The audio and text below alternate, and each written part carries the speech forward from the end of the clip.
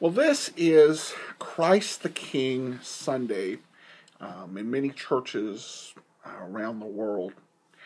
And this is some of the scripture we read today at my church. As I looked, thrones were placed, and the Ancient of Days took his seat. His clothing was white as snow, and the hair of his head like pure wool.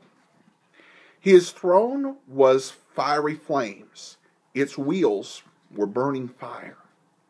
A stream of fire issued and came out from before him. 1,000,000 served him, and 10,000 times 10,000 stood before him. The court sat in judgment, and the books were open.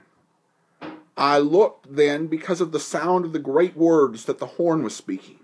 And as I looked, the beast was killed, and its body destroyed, and given over to be burned with fire. As for the rest of the beast, their dominion was taken away, but their lives were prolonged for a season and a time.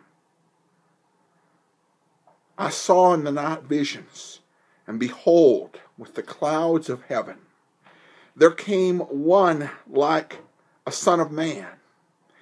And he came to the Ancient of Days and was presented before him. And to him was given dominion and glory and a kingdom, that all peoples, nations, and languages should serve him. His dominion is an everlasting dominion, which shall not pass away, and his kingdom one that shall not be destroyed.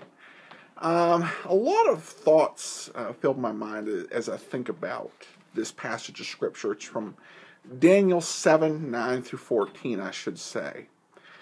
One thing is that sometimes, particularly when we're reading prophetic books and visions, we have a tendency to kind of reduce these things to numbers and to very basic ideas. What does this mean?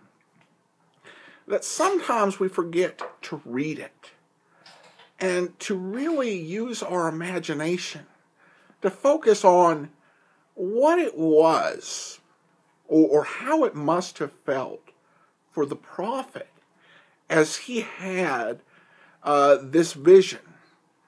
We say, it's easy to say 1,000 times 1,000 or 10,000 times 10,000.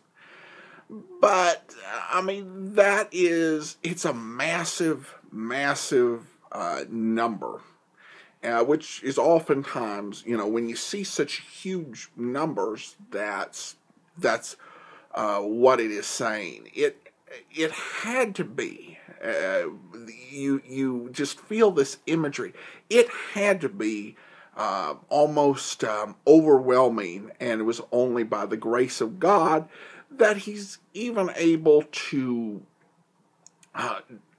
fully articulate anything that he saw there. So sometimes I think we just have to feel the wonder of it.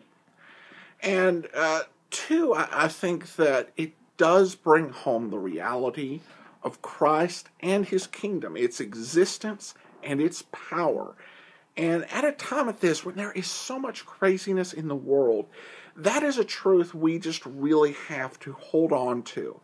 And so to me, it was a very powerful reminder as you just try to capture the wonder of what Daniel saw and experienced there.